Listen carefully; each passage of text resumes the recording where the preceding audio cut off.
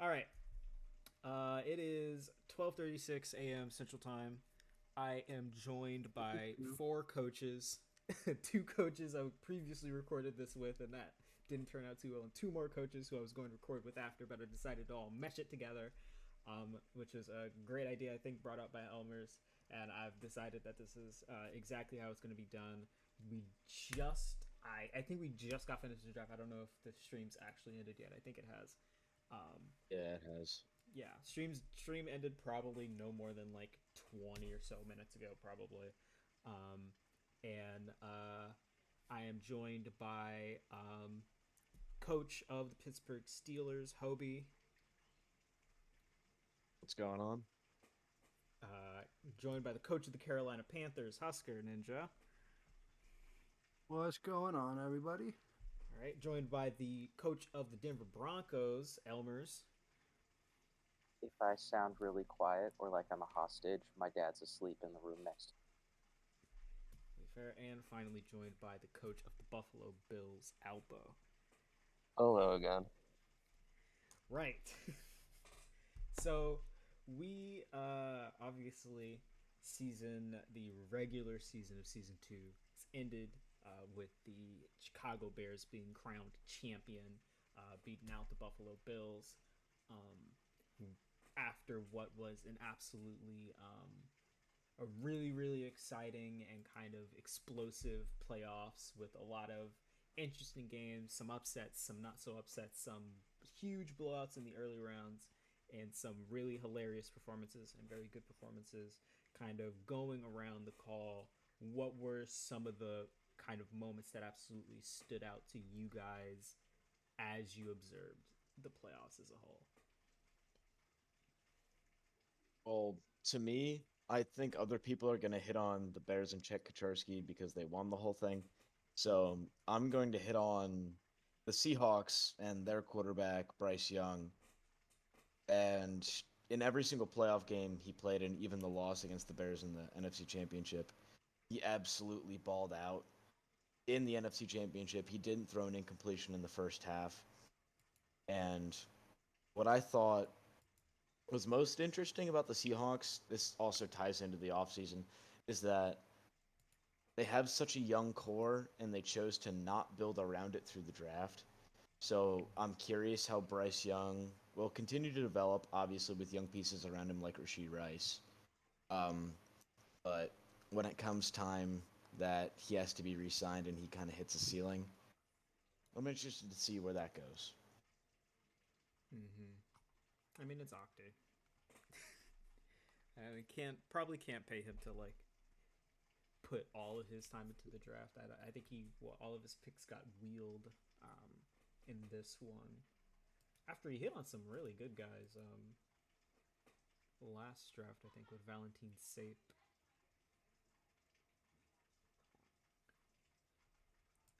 I've got to say, probably one of those big playoff moments for me was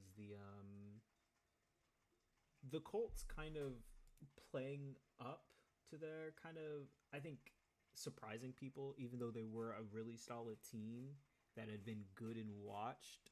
I feel like they still sort of surprised people. I think they had a close, good win over the Ravens on paper.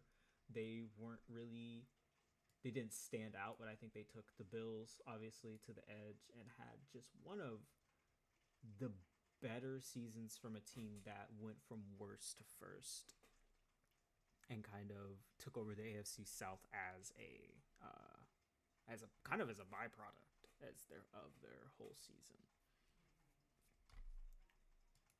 Yeah, touching on that, that Colts team reminded me a lot of FGFL 20, the final season that we had. My Bengals, it was a very similar season because that this Colts team was like at 500 at the beginning of the season, and then just stopped losing, and all they did was Mm. win, and then they performed in the playoffs, and then just ran into a buzzsaw, and that felt very similar to that last season FGFL 20 Bengals team that ran into the Jets buzzsaw. Uh, Yep. Funnily enough, same outcome that the team that they lost to wound up losing. Yeah. which is I think, and it kind of I think shows maybe how close they were to having, because obviously the Bills Bears game was extremely close as well. I'll say, Husker, do you have any kind of moment that jumped out to you during the playoffs? I don't know if it was a moment as much as an entire game, but I just want to shout out that uh, Seahawks and Vikings game was absolutely insane. And just when I think back on the playoffs, with the exception of the FGFL Bowl, which was a good game all the way through, that to me sticks out in my mind as a game of the playoffs between just two very solid teams. Yeah.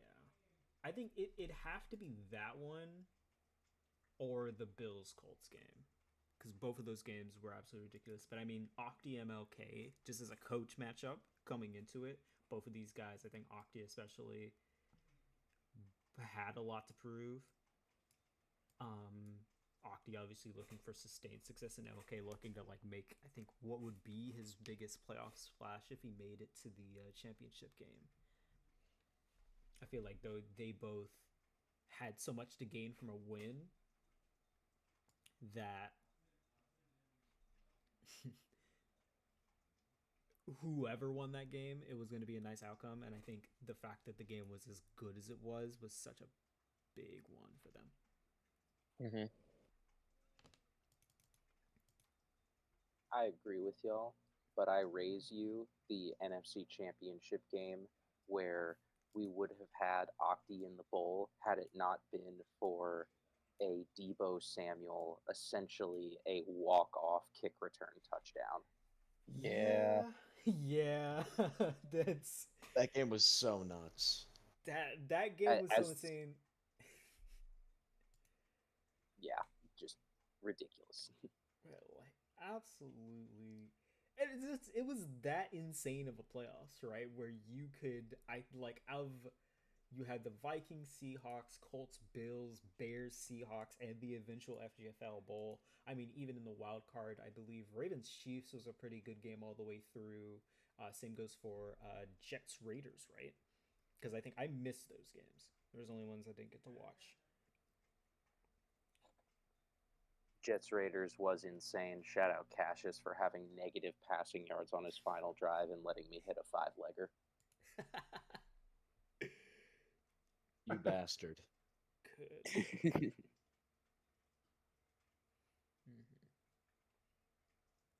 Yeah, those were like the playoffs were just so damn explosive. It was like hard.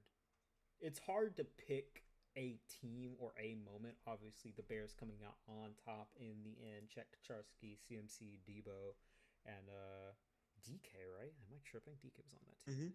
DK. Yeah. Yep. Yeah. Fucking like all of those players on the same offense for one is fucking ridiculous. But I mean, we saw just a litany of good games, and I think to think that the games might be better logic wise with the CPU versus CPU mod coming in, I think for the next season could be really, really, really interesting.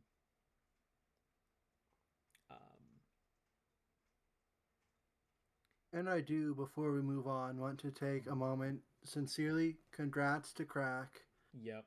I know he likes to ruffle some feathers a little bit, just kind of who he is. But hey, you built a good team. Glad to see you get over the hump. But hopefully we can take you down in the coming futures. Yeah, he's got to beat that FGFL. I think the FGFL ball hump is a real, like, that slump after you win it is a real thing. Because I think I've never seen a repeat champion. I don't even think has a team gone back to the finals in back-to-back iterations? I don't think so. No. Yeah. The closest would have been Octi's Lions, or was it Pride's Lions? It was one of those two. It was Octi's Lions. Yeah. I know. I have Pride's Cowboys. Pride's I Cowboys. raised you not since 16. God. Not since FGFL 16, or whatever the first one was. 18, yeah. Was 18 the first one? Yeah. Oh shit, it was. Yeah, 18. since it started to count.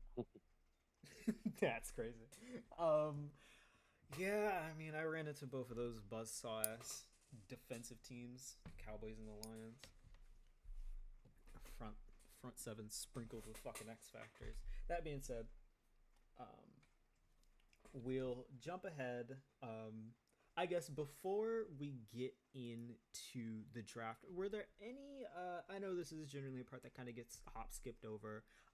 Any re-signing FA signings that you guys kind of took note of as you looked over it all? Teams that had like big wins or like just did something quite interesting during that point in time. I know he was able to get a lot of the guys back in free agency, but I think the thing that stuck out to me was Pride struck out on basically everybody for his re-signings. Sirloin, He got Jalen Ramsey back. Ramsey. Oh yeah, Right. but that was in Scott. free agency. Oh, yeah, damn. But like straight up going into free agency, we didn't know if the Jets, what the Jets would have because everybody they tried to re-sign said no. Mm-hmm. And then they just spent a ton of money in free agency and brought some of those guys back. But for a little bit, I think that was kind of the storyline I was watching the most. Yeah, I mean, it was. I feel like I think the Jets had the best free agency class out of anybody. Mm-hmm. They got a pair of edge rushers. One of them is Jermaine Johnson, extremely young guy. They got both of their special teamers for the future. They got depth across the board on both offensive line and in the secondary. Mm-hmm. They got Zach Ertz, who I know is going to be the backup for Mo Doyle. DJ Chark. No, never mind. He went to the Lions. But Jeff Smith is the guy that they got, so a speedster. I think Mm-hmm. they won. They FA, brought in my Wilson back too. opinion. Inside some solid O linemen in Corey Ford and Frank Theron. It's interesting how and I think got Fletcher Cox at DT. I don't know if you mentioned that. It's gonna be interesting because he's gonna get to move in. I think when we get to this when we get into the regular season, right? He's gonna make moves again and again and again. And probably retool that roster into something ridiculous. I mean, I think he's made playoffs both seasons so far, unless I'm tripping. I don't remember I if he believe did it so, in yes. season one, but definitely made it in season two, lost to the Raiders. So I think that'll be an interesting. It's going to be interesting to see how he kind of manages to move this team forward. But with that, let's talk about the draft. We'll start with day one. I think how many people in this call had a top 10 pick? Alpo, Husker, and Hobie. I think you all Hobie. did. I had 11. I think Elm had picks scattered throughout the first round. I had 19 and 32. 19 and 32. I'll say Hobie, Alpo, and I were 3, 4, and 5. wow. All right. I will start with Hobie because in the initial podcast, we talked a decent bit about Dexter Moss, but since it wasn't confirmed, we didn't. I don't think we mentioned him by name. No, I refuse to. Reasonable enough, got to keep it up in speculation. You've got Dexter Moss now. What is your I'll say what's the realistic expectation for him, and then what's like the best case scenario for him on your squad? And what do you kind of hope for? The realistic scenario for him is probably, well, he'll play probably 12 games. Mm-hmm. And he'll throw for just under 4,000 yards and 35 touchdowns, I think. Okay. Barring But the injury, best I case guess. scenario is that he plays every single game and throws for. I've done many sims on him, by the way. Yeah, I've heard. And I've one pulled up right now of his rookie season where I have the injuries off, and he threw for 4,300 yards, 34 touchdowns in 17 games. And that was his rookie season, and that's not even the best I've seen him play in his rookie season either. So I'd say the best case scenario is 4,500 yards, 40 touchdowns, and he plays every game. Mm-hmm. Now, Hobie, I do have a question for you. Based on the sims you've run, realistically, what do you think kind of the ceiling is for Dex as terms as like awards? Can he potentially make a run at an MVP type season based on what you've seen in your sims? It really does depend on the X Factor ability he gets. Mm-hmm. In I think I've done 6 sims, and 4 of them he's gotten Gambit. And as soon as Gambit gets unlocked, his pick numbers go drastically down. So, and that's a lot of what MVP goes for, is lack of interceptions and touchdown production.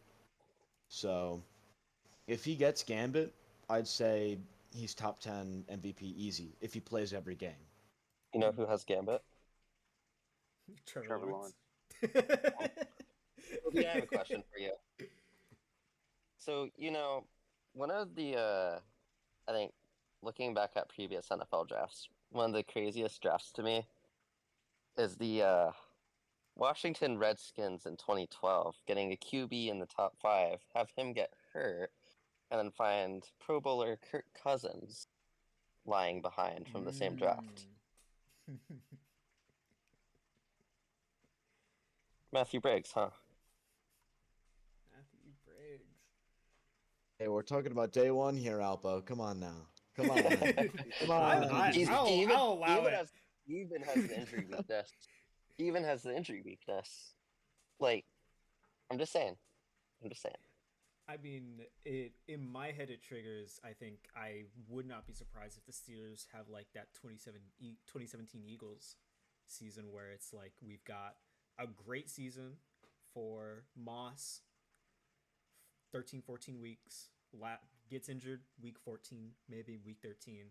We see Briggs come in and run the table, brings the Steelers probably to an FGFL Bowl, win or loss, and then maybe it comes. Then there's an actual conversation about who is the starting guy. But I assume really a lot of Dexter Moss's potential is hinged on that if he's healthy, because that's his biggest weakness, it seems. Does it? Because I haven't really heard about him having another weakness as a player.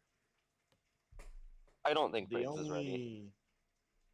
He didn't play well in the scouting game. He's got time. Yeah. We don't need him to be Foles right away. But the only other weakness Moss has would be short accuracy. He had 75 short accuracy coming out, but because I picked the GOAT for Brees Kelly, he has 78 now.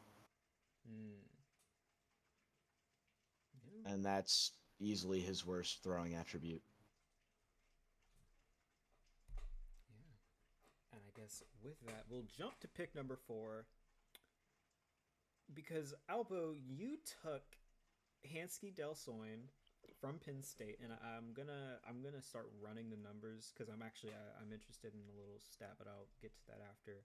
You picked Hansky Delsoin, I believe, the strong safety out of Penn State, who is in 87 X Factor. And yes. For people tuning in who may not, I feel like anyone who with like a little bit of Madden knowledge understands how crazy that is, but I think it's it kind of puts a better way to put it into perspective is that he would be the best strong safety on almost any team in the league. He's not on your team because you have Kevin Byard, who I think is who's a 91 X Factor. I do not have Kevin Byard anymore. So he's the best strong safety on your team as well. I think he'd be the best strong safety on every team pretty comfortably. Yeah. Not over Connor Hillhouse. Connor Hillhouse escapes the worse than Hansky Delsoin allegations. But yeah, I mean, for now. Talk to me about because it seemed like when FG talked about it in stream that it seemed like this was a foregone, not like a foregone conclusion as you found the guy and were like, oh, okay, this is my guy. How important is Del Soin to just the future of the team? Well, this is something I came up with today. I drafted him to play safety, but you can play safeties at sub linebacker. Biggest problem in the Super Bowl and most of the season for the defense is guys getting behind the linebackers in front of the safeties, because the safeties, for some reason, love to clear out. So, leaves a big gap in the middle. That's why I get murdered by tight ends every single time. Or, in the case of the Super Bowl, receivers up the middle in other games. So why not put him at sub linebacker, then have other safeties with speed play behind him to hopefully mitigate some of that problem? Because in this FGFL Bowl, after Willie Gay went down, we had some issues with Demario Davis' slow ass back there, and we kind of got burned because of it, more than a little. So why not get a 95 speed, 94 acceleration, 91 agility linebacker that also happens to have 71 finesse move, 86 tackling? So he's going to be capable there. So I think it should be a fun time. Yeah, that's a nightmare for any AFC team, which I think encapsulates all of us except for Husker. So I assume you feel quite blessed right now, Husker. And he was part of a Penn State defense that just racked up day one selections. But taken immediately after him was a man who we knew, right? Elbow did his best to not give out the Del Soin pick right away. But I think everybody had a pretty good idea of who Husker wanted from a decent time before the draft, as you took Zionde Johnson, right outside linebacker from Penn State, 84 X Factor, which finished a string of 3 different X Factors. Talk to me about what you saw right away that made him the guy, because I assume it was more of the CFP than it was the scouting games, wasn't it? Actually, what it was he was really high on my radar all the way back in year 1 when FG put out the award winners, and I saw he just kind of swept through them, you know. So I'm already going, oh, okay, this guy's probably going to be pretty good. He's not in this class, but he's somebody I should keep an eye on. And so, first chance we got for scouting, I said I wanted to see, he was one of the guys up on my top 10 big board. He was one of the guys I wanted to get information on. And I liked what I saw from there. So then I went, and the next opportunity we had to find 3 more traits, I took it, and just kind of everything I saw from him that I kept getting, I'm like, wow, this is really good. Wow, this is really good. Wow, this is really good. He can literally do everything. And so for the longest time, I did not know anything about dev. I did not know anything about overall. I just knew he had a better dev than BDS from one of the secret scouting games during the CFP streams. And so I'm going, okay, I feel pretty confident he's going to be either Superstar or X Factor. And it's just, I knew all his ratings were really good. Like, his worst rating is his speed, which is, I would say his biggest weakness, he is not burning super fast. But even then, it's playable. And he's got good acceleration.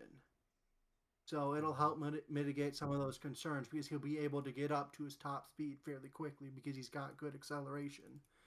And then, other than that, I think his lowest rating is like his play rack, which even then isn't that low. It's just,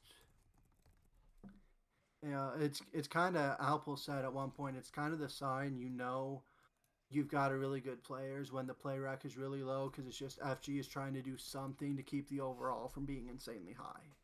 And so I just kind of had a feeling pretty much from the get go with the first batch of scouting, everything I saw, I knew he was going to be good. And so for the Mm-hmm. longest time, I held off on looking on exact dev or overall. Eventually, I caved on the dev just because I wanted to make sure I didn't get tricked and he only had normal. So Mm-hmm. or not normal, but that he only had star. So Right.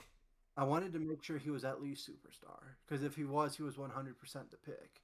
And then I found out he had an X factor, and I was like, forget about it.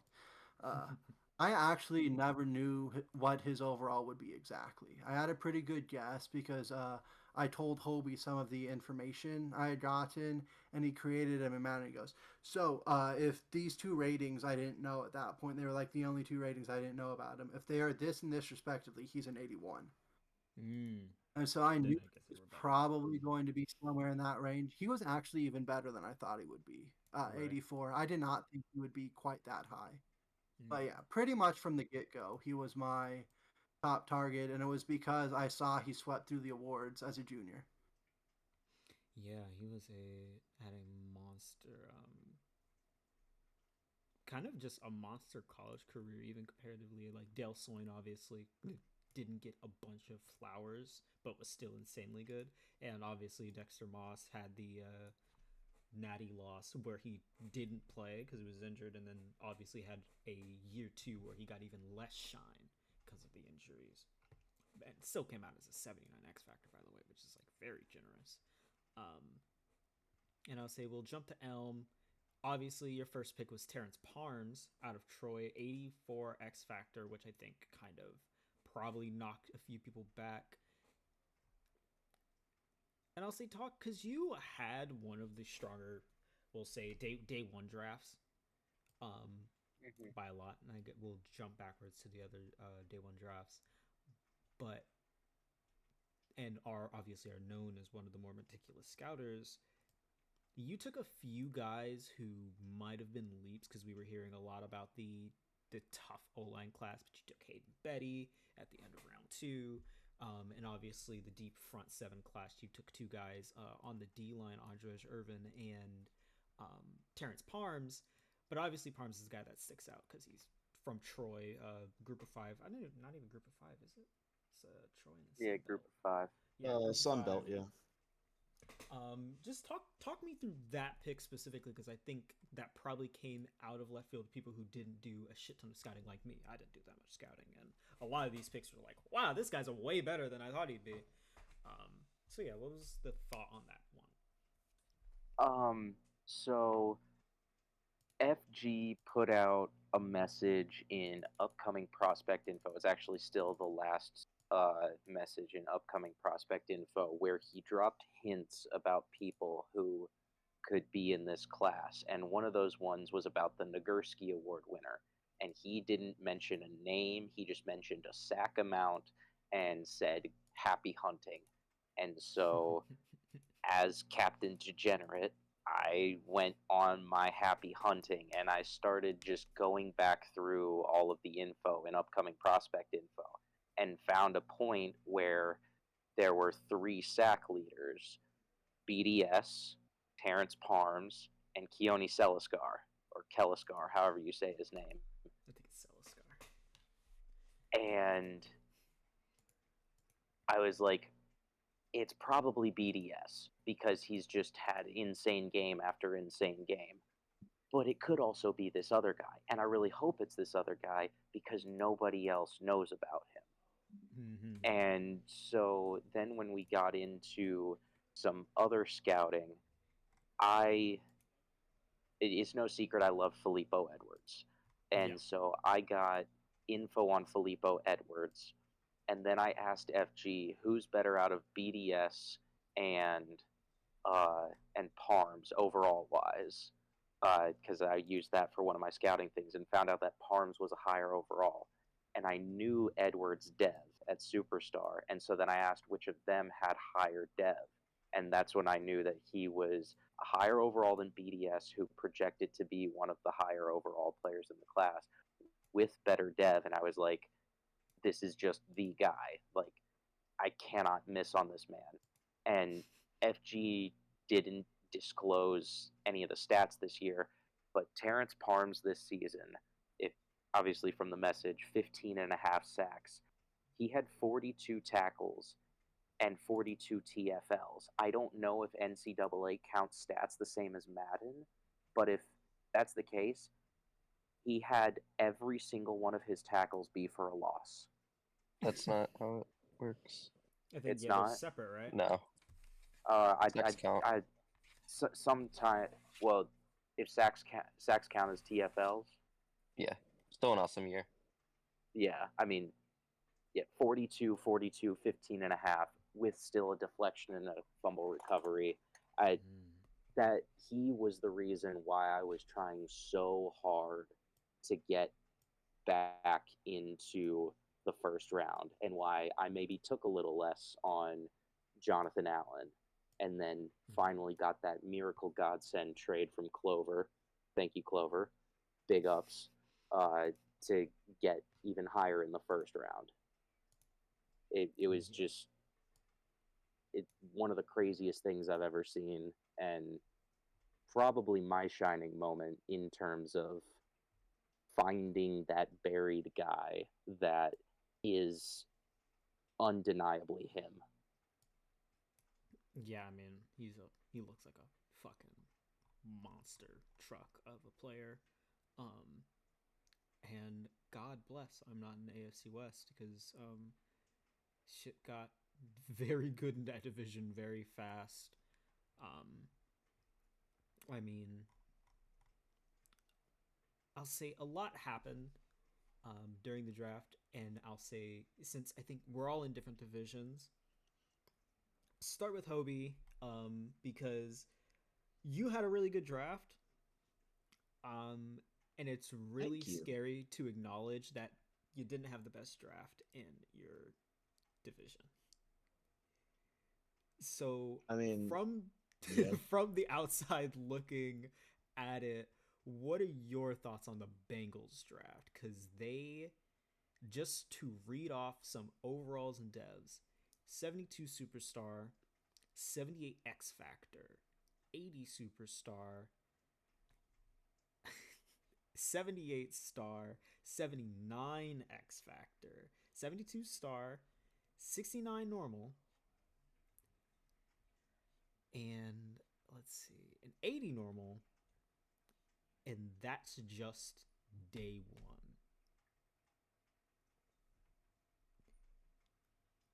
Well, if there's one thing that I have to say, it's that every single team in the AFC North has had a fantastic offseason.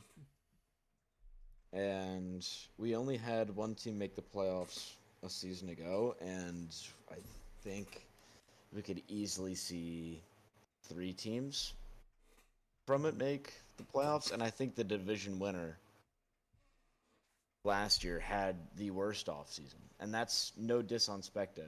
That's just how insane everyone's offseason was. Mm-hmm. I mean, everyone knows about the Bengals offseason. Most people know about my offseason. The Browns added Christian Kirk and another X Factor wide receiver. Mm-hmm. And they're already developing Justin Case. So there's no reason to believe that that offense won't perform. Yep. But with the Bengals in particular, it's really scary because Rambo knows what the hell he's doing. Mm-hmm. And he got Justin Herbert to work around. That was, with Bijan Robinson, the main piece that he got. And obviously Bijan's now a Cowboy. But with that trade, he also got Jeremy Wilson, who was, a 76 overall corner off rip last year. Yep. To the Cowboys offered to play running back instead. So him and BJ John, who will probably be moving to corner at some point, is Halfback. also like 77. He's an 80-something halfback, though. He can play about halfback. I guess. I mean, I don't know BJ John's running stats in particular. I just know that he's very good at corner. But when you give a good coach all of these pieces to work with in a division that is only getting better and is getting wildly much better in one off season, there's going to be some fireworks. So I'm very excited for my division. And I'll say, staying in the AFC, well, I'm just curious of your opinion on the drafts of some of your compatriots, because obviously we saw Pokemon take Marcus Delgado, and I think he had a very solid day too. Overall, I think Pride made a bunch of second round picks that weren't awful. And obviously, I think Lance also had a pretty steady draft. But was there anything that they did during this draft that kind of jumped out to you? Well, the best move that any of them made was Lance trading down with me for a guy that I thought was better than he was. Because he got hunted for that. I don't think their picks overall were necessarily as good as last year.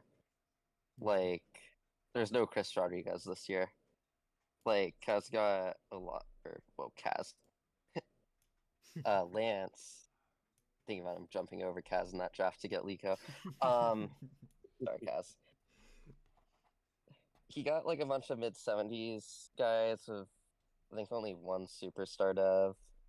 So they're guys that'll play, but they're not guys I'm scared of, you know? Pride whiffed on receiver in round 2.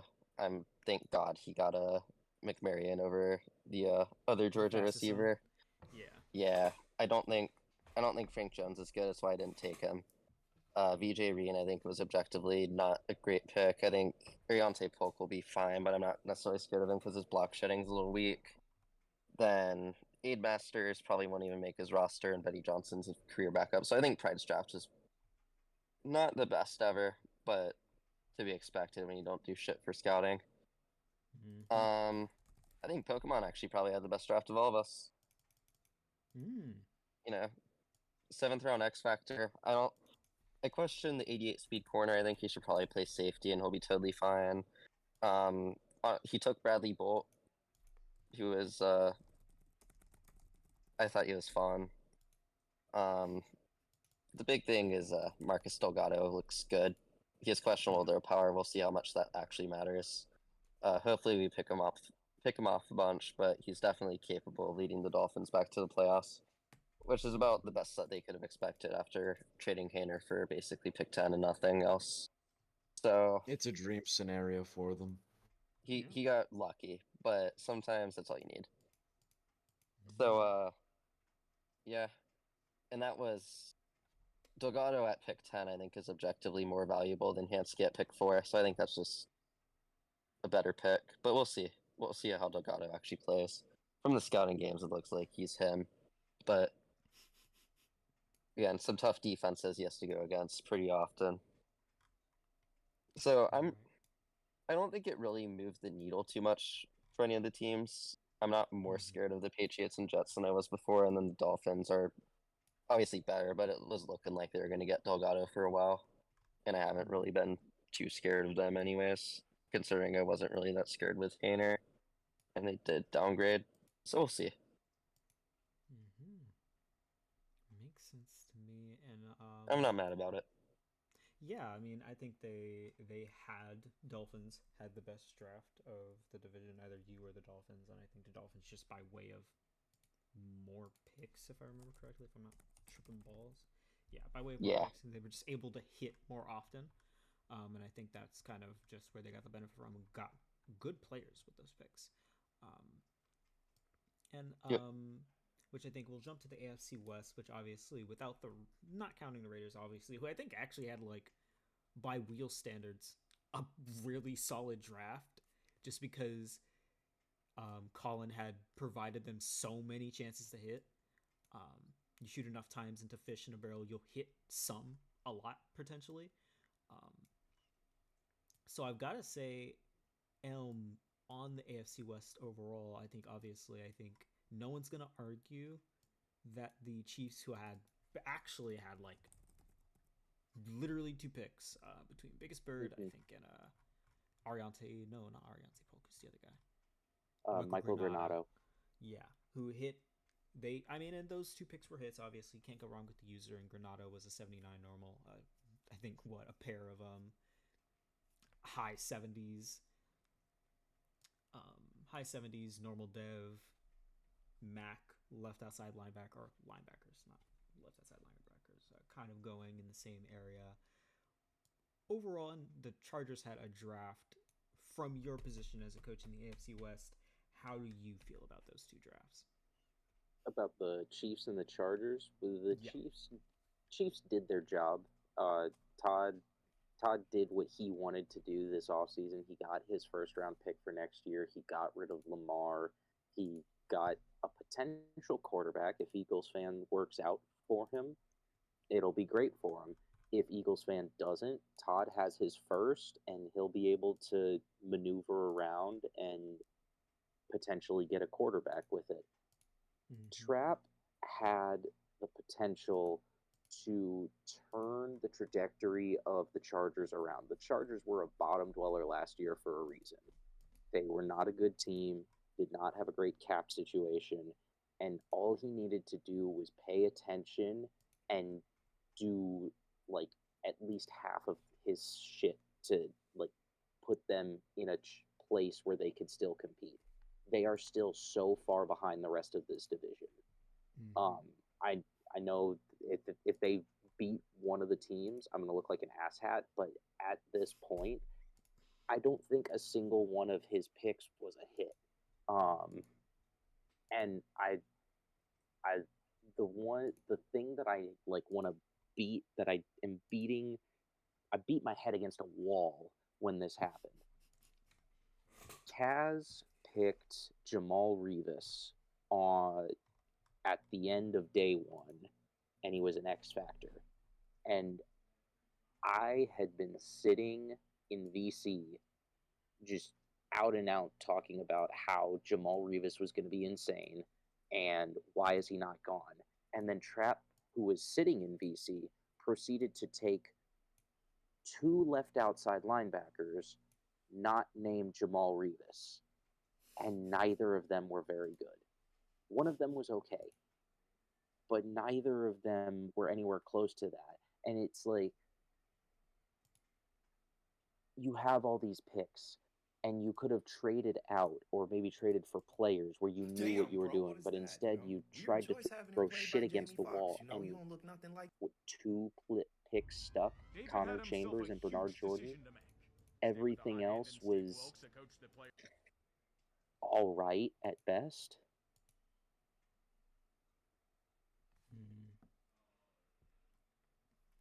Yeah. It was just really not pretty. And I mean, it's good for me on it. Like, if Tyrell can bounce back, or if I decide to go another direction, if Marquise Hobbs is him, or even slightly him, I don't see one of those teams. The Chiefs, I think, still have enough of a team around Eagles fan to compete for the division, but I don't see either of those 2 teams really making a push. I feel like the CPU Raiders are still the biggest competition in the West. I mean, Colin did build something ridiculous over on that end. But I mean, I actually really agree. I think the second thing, and one of the things that kind of one of his biggest points was building a team around Justin Fields, because he was paying him so much money. But if I'm being really honest, I think it's worth picking a guy who will probably be better than Justin Fields and just benching him. Yeah, not using the money you spent sucks, but I feel like winning games and having a more consistent quarterback. I mean, I'm getting to Matthew Briggs, but like, imagine if he got Matthew Briggs, took a shot on Matthew Briggs, and then I believe he took Demetrius Wade, Mm-hmm. which almost sent me off my rocker because that was with Jamie Cothy, who I consider taking with my 7th-round pick. It was with J.C. Rochelle. I mean, he was a 65 star. I mean, he's not the greatest player ever, but I mean, that would have been crazy because, you know, he ended up having the story where he goes up, what was it, 2 devs or a dev, when he plays the Broncos. It was just a dev, I think. He jumps to superstar after he plays the Broncos. Unfortunately, you know, he's on the Texans, who might play the Broncos in the playoffs, right? Not even like a regular season game. Has to play them in the playoffs. I mean, I think the Texans can have a quick turnaround, but I don't know if they're playing a team like the Broncos in the playoffs. I don't know if they're making the I playoffs. just want to say that's news to me because I was in the shower for the end of the draft, so I didn't. Yeah, I didn't know that either. Draft story. Oh, yeah. J.C. Rochelle's... Yeah, it was the most petty thing I have ever heard. It was. I think the reasoning was that you were such a hater of him that J.C. Rochelle essentially, I think he goes up dev and gets a bunch of stats if he got drafted to a team in the AFC West. But now it's just, if he plays you in the playoffs, I don't even think he has to beat you. He just has to play you in the playoffs. He gets a dev upgrade, which is maybe that's one of the funnier ones, I think. Does it have to be the playoffs? It has to be the playoffs. Oh, well, okay. Right? Yeah, It's a lot harder now. I will say, yeah, it's a lot harder, and also I wouldn't be surprised if Nelson Agadosi also had one of those draft stories, because those two players are fucking garbage, and neither of them are ever going to succeed in this league, and they can both lick my taint. I really hope Agadosi does have one of those stories, because that'll be fucking hilarious, and I need a running back. That being said, there are a few picks I want to talk about. Before I get into those, are there any picks that you guys specifically want to talk about that are your own, that other people made, kind of picks that jumped out to you, day 1 or day 2? I don't really care at this point. Yeah, I have one. You can go first. So, yeah. So this is before they took Rochelle, I believe. Mm-hmm. Was it Rochelle round 7? Yeah, Rochelle round 7. Yeah. So, you know, Texans obviously looking for a quarterback in the late rounds, right? You know, on the draft board, you get guys that show up, right? Mm-hmm. Like whenever after you opens the draft board, you see this guy. His name's Matthew. Even if you didn't scout him, maybe you've never heard of the guy.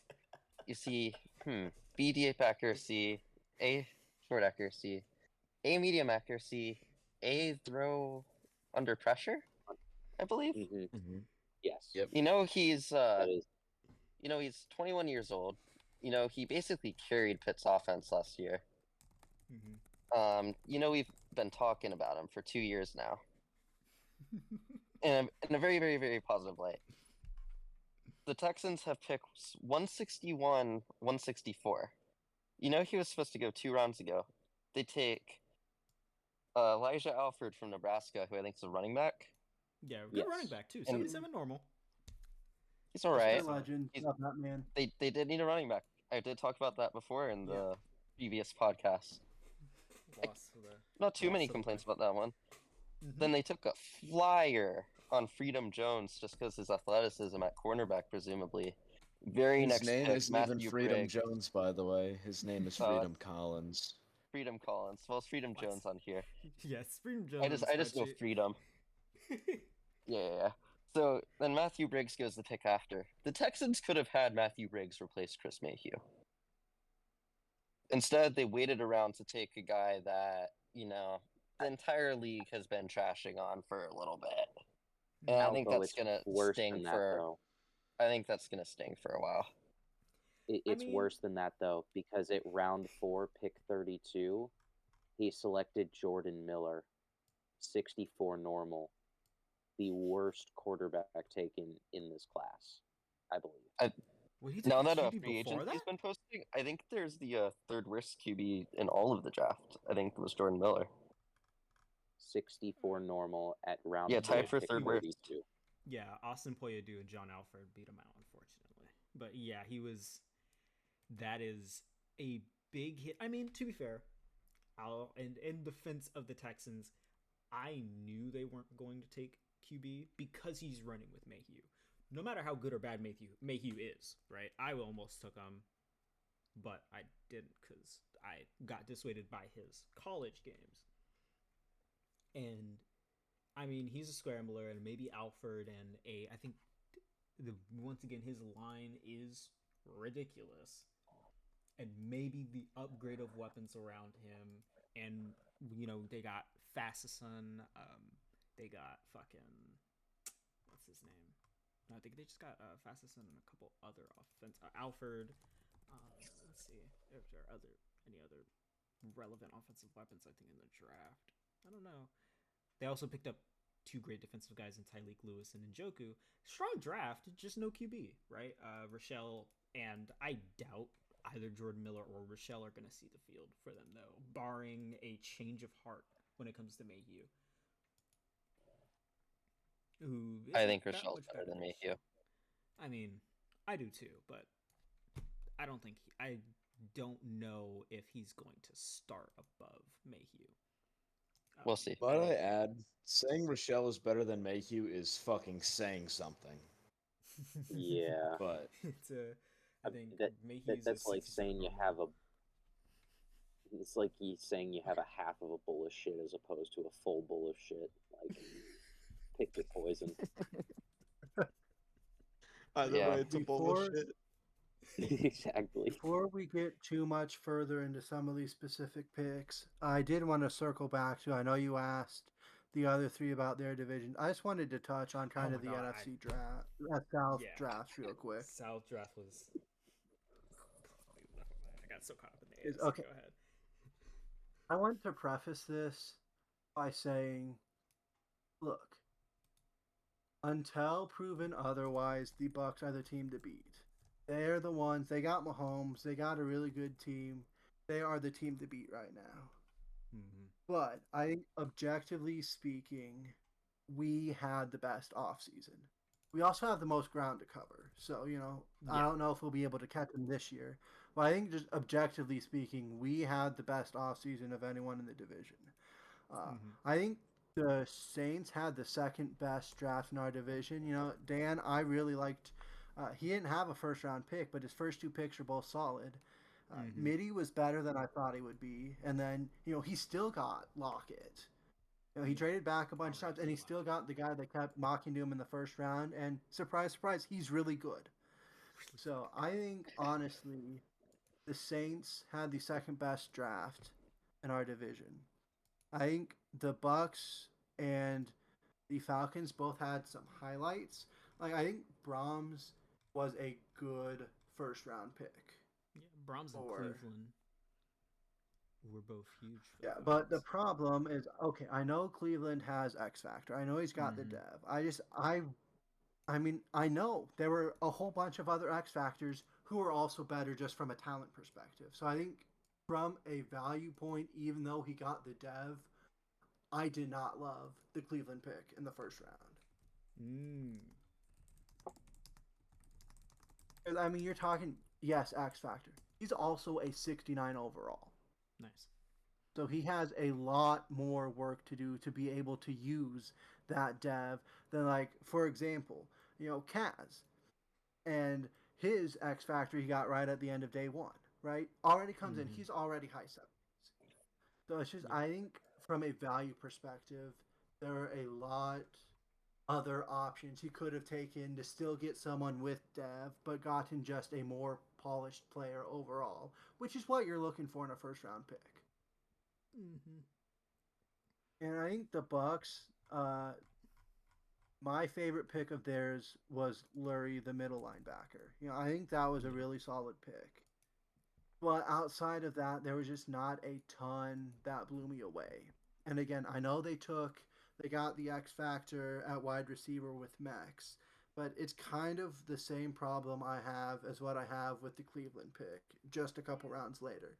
The man's a 65 overall, right? He has a lot of stuff he needs to work on and improve to really be able to make full use of that. I mean, he's got a chance to do it because he has the dev trait, but he still has to, make some of that ground. He's got to get better hands.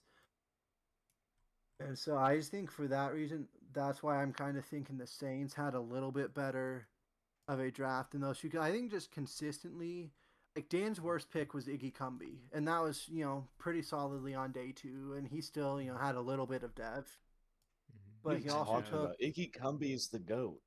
He is kind of the goat.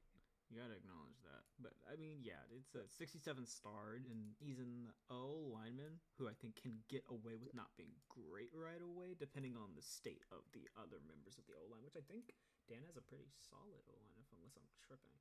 Yeah, but that's kind of my point. Is if that's your worst pick, you had a pretty good draft. Yep. So I really think Dan had a solid draft, and my concerns with him as a roster that I am not entirely convinced he has the guy at quarterback. I know Bradford played decently well. I'm just not convinced he is long term a franchise quarterback. So I mean we'll see with how it unfolds, but that's just kind of the only thing holding me back. If he had more of a surefire, I would feel more confident. And yeah, this guy's definitely going to be good. I think their ceiling goes up a lot more. But So really, what you're outside of saying- that, he's built a pretty solid roster. Yep. But what And you're then, saying I is mean- that Dan should trade for Tyrell. Are we sure, No, saying are we that sure Dan- Tyrell's the guy? That's what I'm saying. Why not trade for Matthew Briggs? Okay, but he might not even be the guy. What the fuck are we on about? But he's much more the guy than Tyrell is right now. Let's No, just what say. do you mean? Tyrell is I don't know about that. he's got X factor. The dev doesn't matter when you can't activate it in a game, and when you do activate it, it's ass. Oh, we're just trying to sell a X-Factor. product It's here. Briggs now. accuracies are much better, and let's put it this way: 4 years, basically $1 million per year. Tyrell, you're going to be paying a lot more than that for 7 years.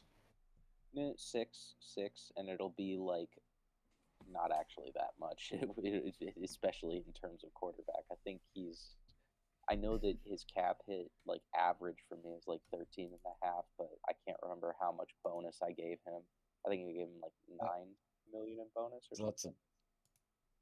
in terms of He's cap like hit, that's 4 about mil. a $12 million difference, which is Could be make or break for some guys. Depends on who those guys are. Dan does get boneheaded with his signings sometimes, so 12 mil could be the difference. Could be an important amount of money for him. I think that. But he should still trade for Tyrell.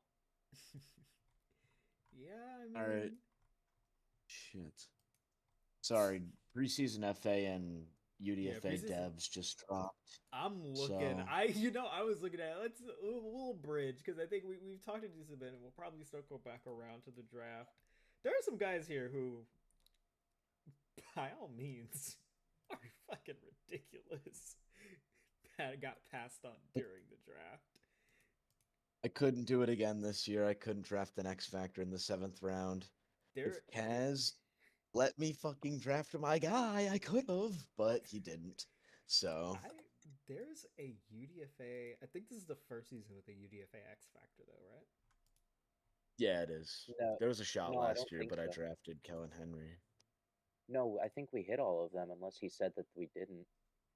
No, this- Jeremiah Rice is a UDFA X Jeremiah Factor. Rice, right end.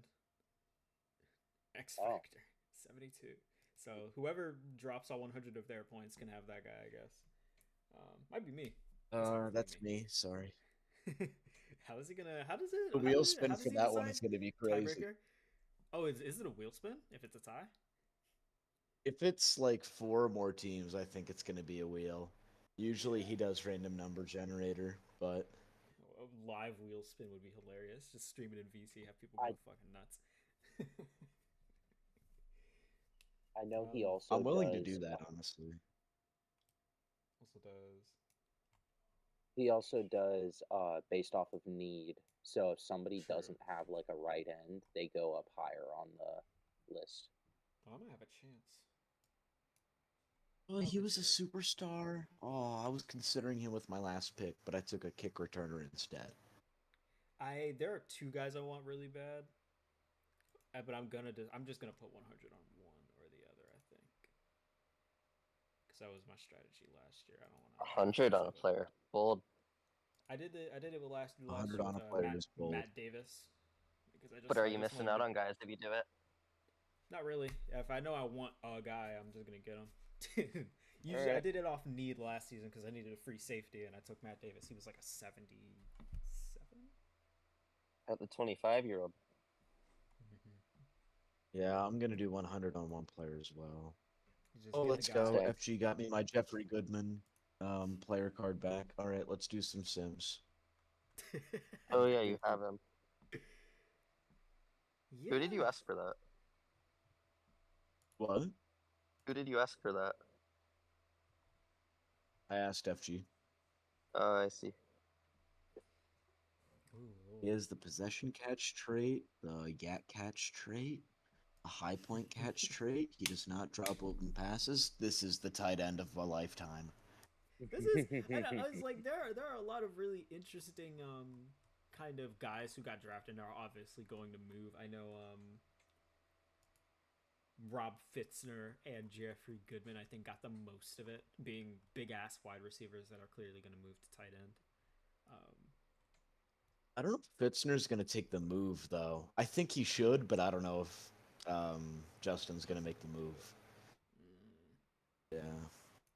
I mean, How about some I think- superstar offensive linemen? Shut up, shut up, yeah, shut up, shut up, shut up. Shut your Don't mention goddamn that. mouth. Don't mention that. Shut your goddamn No, mouth. no, Val, you are not getting. How You about- are not getting that. Dude, player. okay, You are god not damn getting it, that we're the player. same Jeremiah guy. Rice. You I gotta be just kidding want me. to It's the say, same fucking while we guy. touch on that, while we touch on that, Mike Tracy Jr. was my number one left guard. Shut up, shut up, shut up, shut up, shut up, shut up. Okay, Stop is talking it? about We him, might be stop talking it. about. Well, Who- maybe me and Hobie are gonna go for different guys. Sweat off my brow, maybe. Well, now I'm not going after Mike Tracy Jr. because I'm just name dropped him. Thank you, Alan. X Factor defensive end. X Factor defense. what that about- guy. Hog Rice. I mean, yeah, we already mentioned Jeremiah Rice. What's his name? Yeah, Jeremiah Rice by name. Jeremiah I was think the bullfrog. Jeremiah was a bullfrog Rice. I mean, they're gonna. I think more people are gonna topple over the lineman than that guy. I mean, obviously, I am sure like 4 or 5 people are gonna drop 100 or more on Jeremiah Rice. And I think if you're a coach, you're kind of just fingers crossed and hoping that you get your guy. He was almost a Oh. Bill. Really, you should have done it. Yeah, he showed pissed a lot of people off. he was scrolling through the right ends and you could see like A block shed, A power moves or something. I'm like, if I needed it, I would have been totally wrong on what I would have expected more of a 79 normal than a 72 X Factor. I was completely wrong about what he was like. But- Still, yeah. It's Would've been- it's I don't so mi- hard to predict Dev. I don't like, mind down the Comat board look. when you don't have the stats. Oh yeah, When absolutely. you have the stats, it's so much easier. Oh yeah. Yeah, I'll ask Appo if T-Law continues to T-Law it up. Is Matlock gonna see the field? If T-Law continues to T-Law it up, if T-Law makes another FGFL championship, unlike most other quarterbacks in this league, I guess. if T-Law's not top 10 in MVP for the second straight year after I bench him for a game, Mm-hmm. Exactly. Yeah, that's my question to you is the same. I don't think I'm in a rush. Gotcha. Makes perfect sense to me. But people are big fans of I think good QBs have what's the word? I think they have a shorter leash than it's a weird thing to say. I think good QBs have a shorter leash than bad QBs do. I think people will trot out a really shit QB for a lot longer than they'll trot out a good one. Yeah, you have higher standards, right? Right? Absolutely. And most of the teams with bad QBs happen to be bad anyway, so they're not in a rush to make any big moves. Yeah. I think, and that's Absolutely. one of the interesting things. I'll say we're nearing 2 a.m. and I think we've kind of gotten through I assume a good chunk of what we wanted to talk to about in the draft. If there's anything else you guys want to hit on specifically with the draft. Trade for Matthew Briggs. That's all. No, So Tyrell. I just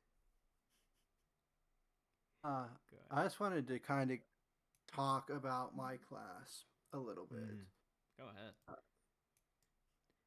Okay, so I mean, obviously we touched on Zionde, and kind of if you were listening in stream on night one when Sowards fell and I took him at 23, I talked about my thought process there, but what that also did was taking him allowed me to move Brandon Burgess, who got a dev up as a rookie year one already and is 2379 right now at defensive end.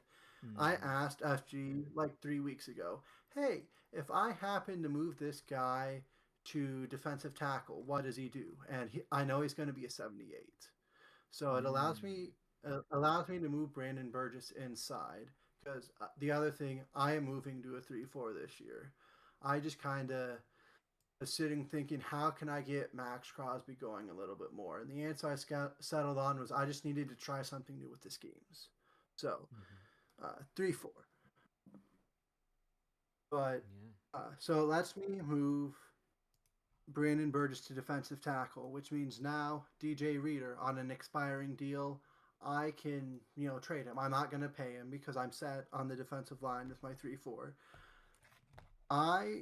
SG goes, hey, what do you want for him? And so we're able to work out a deal where he sends me a couple picks, and one of those is pick 100.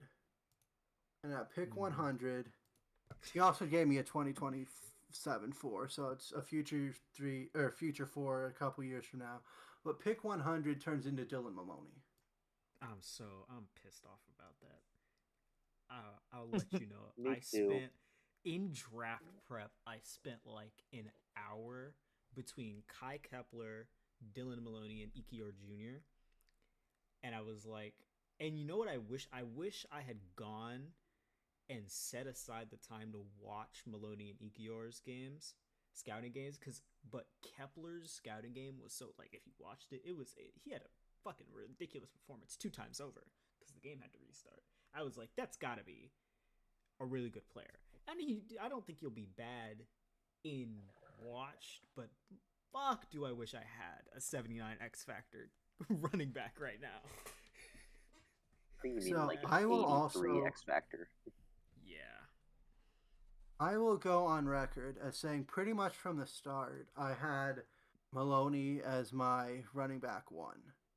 And so I used a lot of my scouting early in the year when I was kind of thinking, okay, maybe I can make an adjustment at running back. I found, Maloney 96 speed, 96 excel, 93 elusiveness.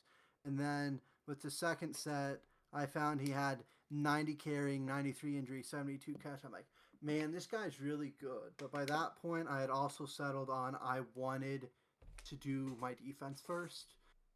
I was kind of like, man, I can't just keep using points on him. I know he's going to be really good. He's probably going to go first round because he's my running back 1.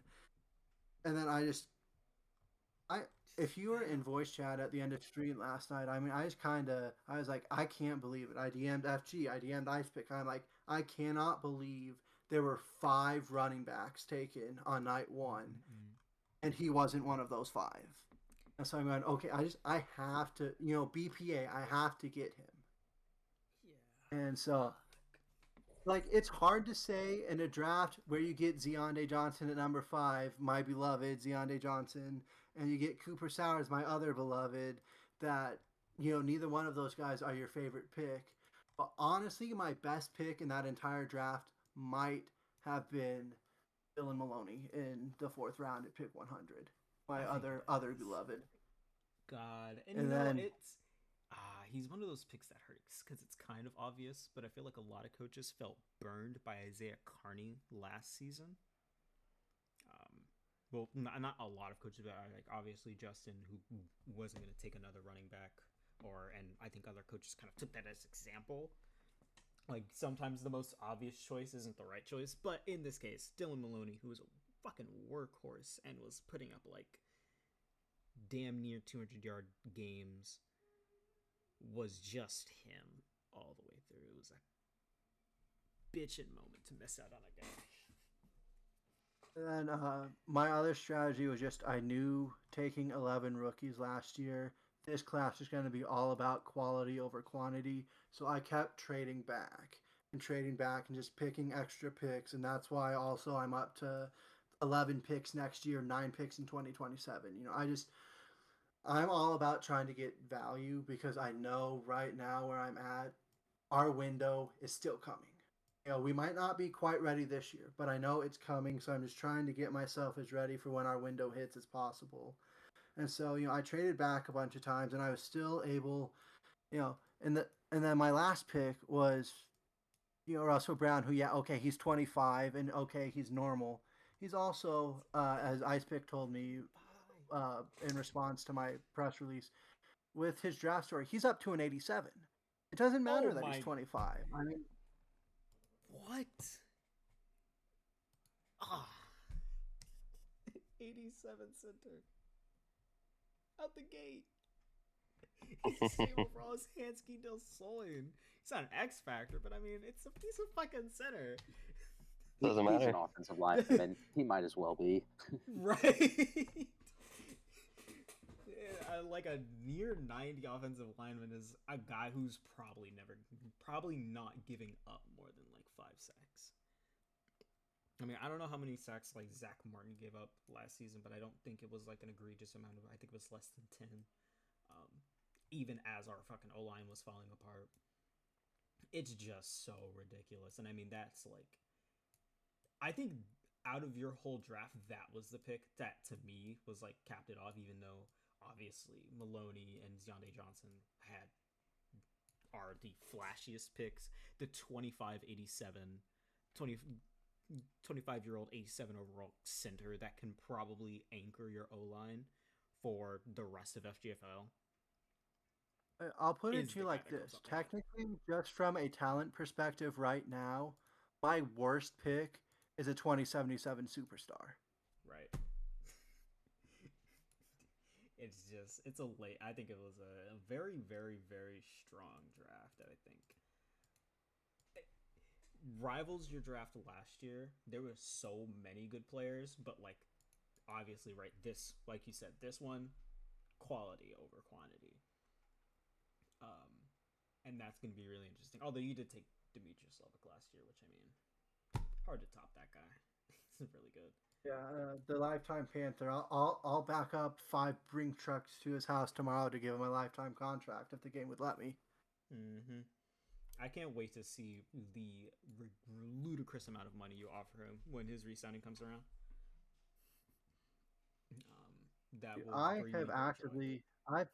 I'll go on record. I've actively said I am not going to spend big in free agency at all.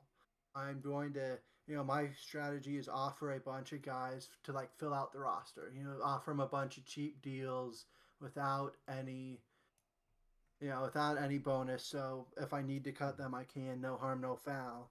And then I also structured it so that pretty much when my first draft class, so when Lovick and Sanders and all those guys are due their contracts, the only people who will still be on contract are D. Bush for 1 more year and Matt Lett for 2 more years. So I am setting it up. So right now we have all this, and then I can prioritize who I need to prioritize and give them the money. And I'm not going to have a whole lot of long-term deals already eating up my money. Excellent structure. I did not and do not think that far ahead, so I have to respect it. So I'll say, before I get into my last little chunk of segment, we'll stay on the college. I asked this question when I did the podcast last time, but there's 2 more people, so I feel I'll get to ask it again. We're on to draft 3. Are there any guys, without giving up your plans too much, obviously, are there any guys who you guys are looking at, who probably enter the draft next season that you're like, this guy might be the truth? I'll start. Yeah. I think Seamus Kramer is going to be QB1 to me at pick 1. and he's the You don't I believe can't this, stand man. this man. You You're bastard. so foul for this, because everyone knows this is not, you're the greatest Seamus Kramer hater, man. Don't fucking do this. yeah him Rochelle to Elm, Kramer to me. You just fucking hate it. I So like get ready for that draft story to play me in the playoffs. I think it would be funny to see Lance take Kramer. That shit would be really fucking funny. And now I can literally say he got carried by Maloney. No one can doubt me. I mean, I'll say Kramer on Oregon is going to be interesting. And Ellaby. And they got carried by And Ellaby. Ellaby. And then this season, even if he does well this season, you can say he gets carried by Oversone and Mills, right? Yup. He's had weapons galore his years at Oregon. I'll staying QB. My eyes, I don't think he'll early declare. Emmanuel Fields out of Fresno was in the Heisman race as a sophomore. Apparently I think he's a two-way guy. I'll double check his stats. Looks, if he declares early, I think guys are going to be falling over each other to try and actually get him. Are we sure he didn't transfer? No. I don't think so. At least we haven't been told yet. I If feel I like he say should've. anything, I'll be in big trouble. But yeah, look at him next year. Yeah. Oh, That's all okay, I'll say. maybe. Shit. Okay. I would just like to say I called that. Obi told me nothing. That makes me think now.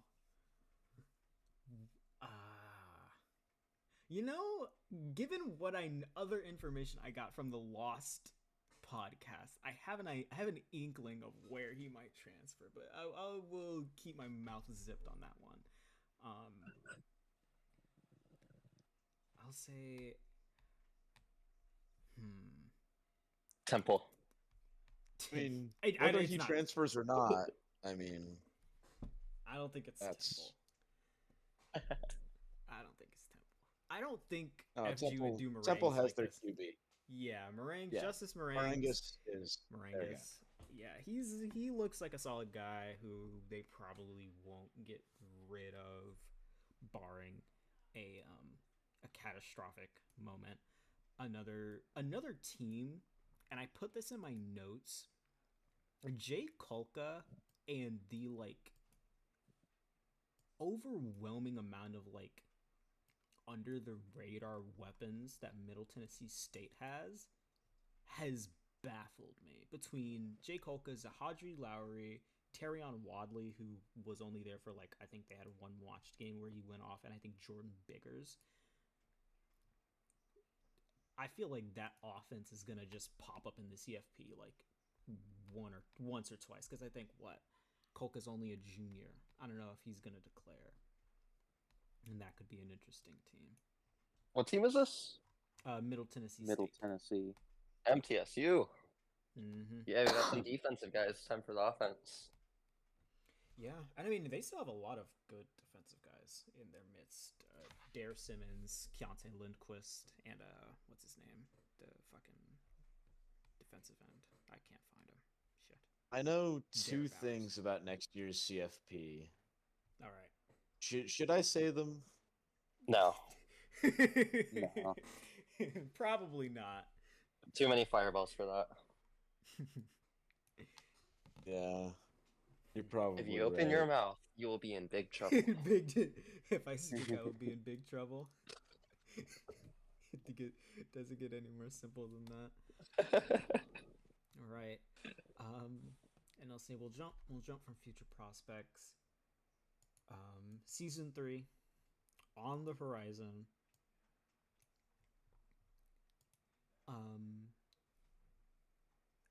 Probably I think a big season for a lot of coaches who now 2 seasons. I mean, a good example, me and Husker, who have kind of spent the last 2 seasons chilling. I've been fighting for my division, but have collapsed halfway through the season, and then just kind of collapsed at the end of the season for both my chance, and I think Husker's kind of been dwelling. We both have. I think this is the season where it's we should probably make the playoffs around now. I think Albo and Elmers have a chance to like capitalize on what was a strong season last year, and Hobie now has a nightmare AFC North to fight his way out of and get on top of, which he could very much do with Dexter Moss at the helm. So I will ask all of you guys, not including your own teams, and we'll say outside of your division, is there any prediction or large expectation you have for season 3? The Vikings are finally going to do something in the playoffs like they're supposed to. They have to. They've been too unlucky. We've seen a lot of teams get unlucky constantly. I don't know if it's a prediction of what I think will happen, but I will say if SG does not win within this year or next, he might be cooked. He will be cooked. Really? I was just about to say, Husker and I have been on so many of the same brain wavelengths recently. It's honestly starting to fucking freak me out. But if it, yeah, I would not be surprised at all if the Colts miss the playoffs again. I think SG, he saved himself with finally getting that Devontae Adams trade done, but SG had a howler of an offseason, in my opinion. Really? Him being a guy in my division, I kind of looked at it from the outside looking in. I felt like he didn't, I might be crazy, I feel like he didn't lose a bunch, but he didn't add all that much. Yeah, he didn't lose any of his guys in signing, I think, and it just felt like he didn't lose a bunch. He didn't add much either, right? So it's kind of like generally the same thing. I think he lost Pete Warner is the main one I noticed. I don't remember to who. I think he lost him to the 49ers. And then draft-wise, took an absolute stinker on Sparacchio and honestly another stinker on Jordan Rutherford. But I still feel like comparatively to the other AFC South teams, I think I had a strong draft, but maybe not the greatest. And I think the Jags had another good draft, and they should at this point be looking at their expectation should be to have a good year. I feel like even us, we're still a step behind the Colts just because of how ridiculous of a team they've been in watched games. I mean, realistically, the Jags have a good chance of winning that Jags division have the best if their chance, rookies play absolutely. well.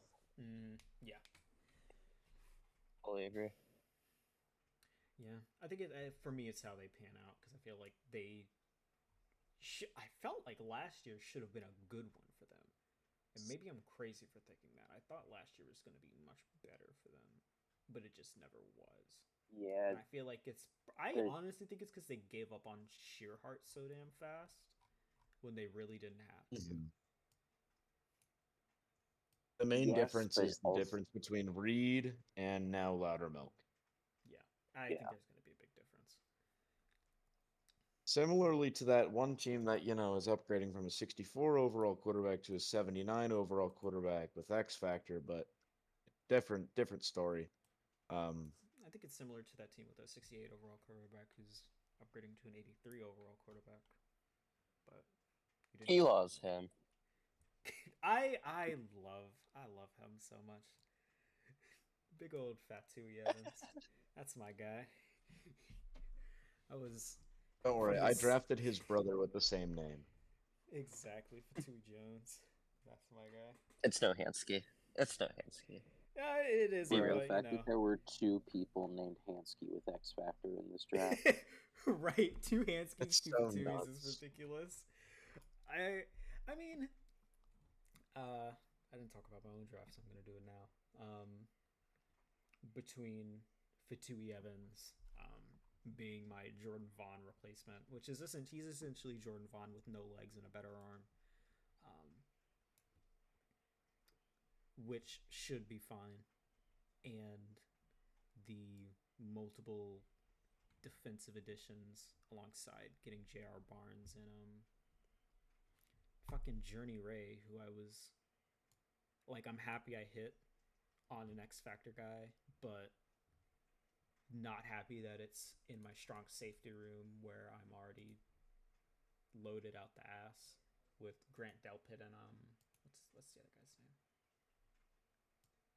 Jenkins, who's 31, so maybe I can get over him, but Delpit's still fucking there.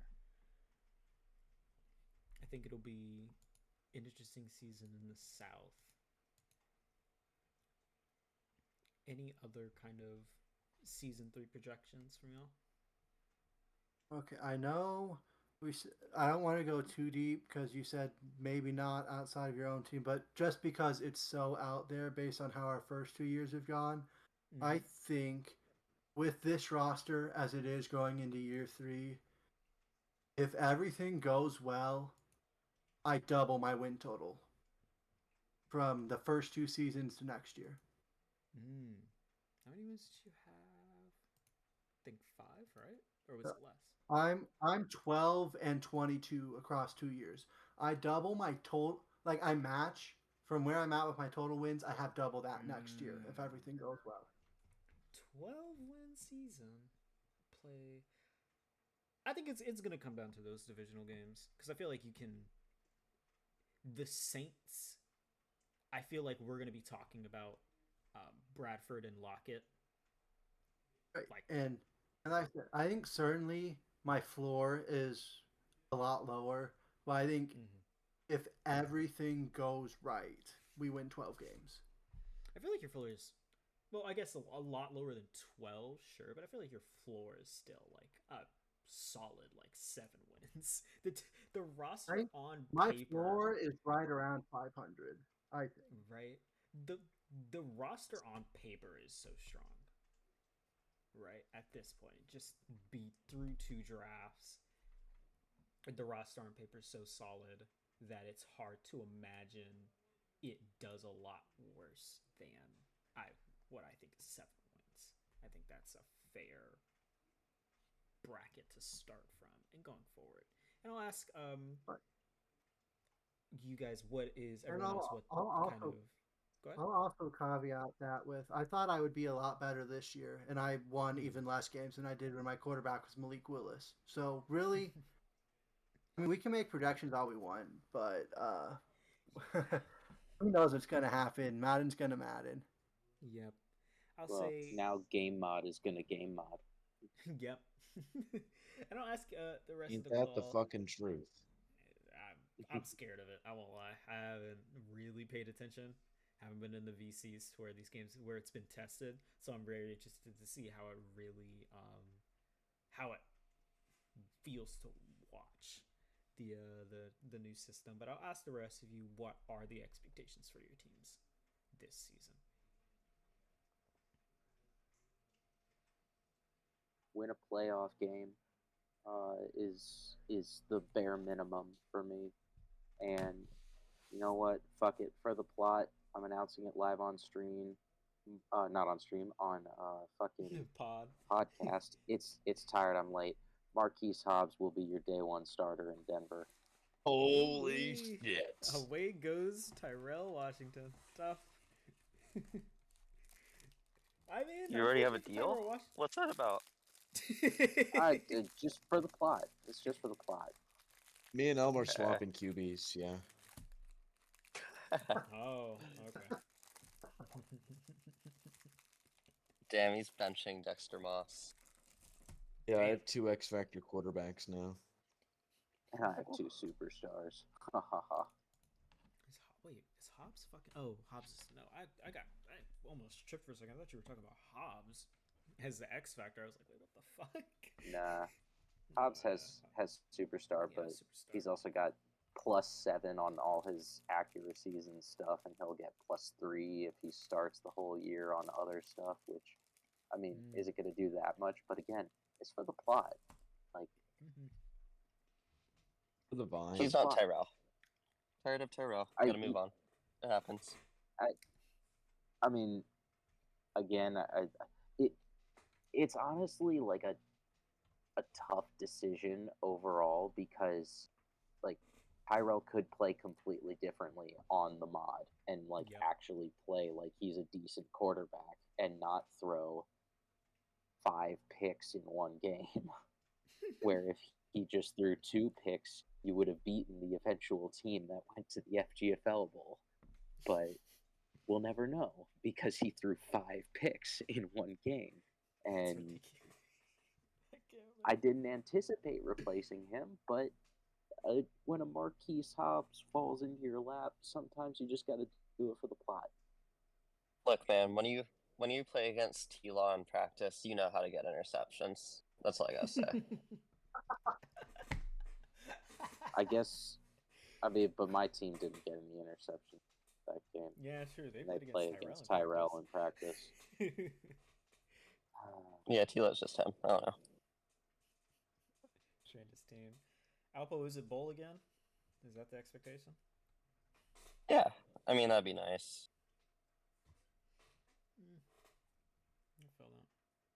We'll see what moves I make before the season starts. There's some plans, but 4 first-round picks now this year, 3 first-round picks next year. Some assets to move. You've got some young guys to give away. Some busts to trade away. Yep. Wonder who could that be? Yeah, it's unfortunate. Feels like at the end. Definitely Hansky Del Soin. You want to send him to Carolina for a 7th-round pick. I'm not saying no. You will send. I will trade the city of Tennessee for Hansky Del Soin. The city of Tennessee. Tennessee, the city. The whole damn thing for Hansky Del Soin. Sounds like a scam. Shit. Not Nashville, but Tennessee, the entire state. Yep. Alpo, I'm going to email you. Actually, no, I'm not going to email you. A Nigerian prince is going to email you, demanding that he requires Hansky Del Soin to take back his empire for his father. Mm-hmm. Yep. And that once he has the empire back, you will have 3 Hansky Del Soins. That's a hell of a deal. Look at the return on investment on that. You give up 1, get 3 back. That's fucking insane. 419 Nigerian Prince at hotmail.com. Request your location. Hobie, what's the season expectations for the Steelers and Dexter Moss? What's it looking like? I haven't really thought about this too much, honestly. Given with how the division is. The main thing that I want out of this season is development. I have so many young players just throughout my whole starting lineup that I don't think that this year's the bowl year.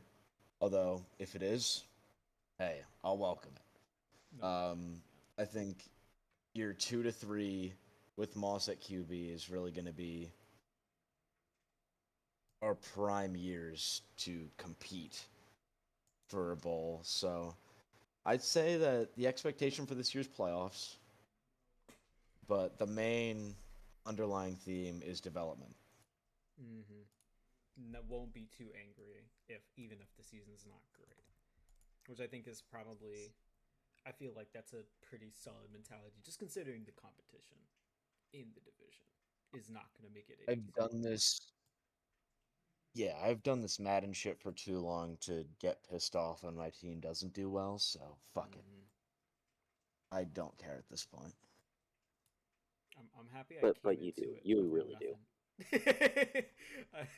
I'm happy I came into FGFL knowing nothing about Madden because it has helped.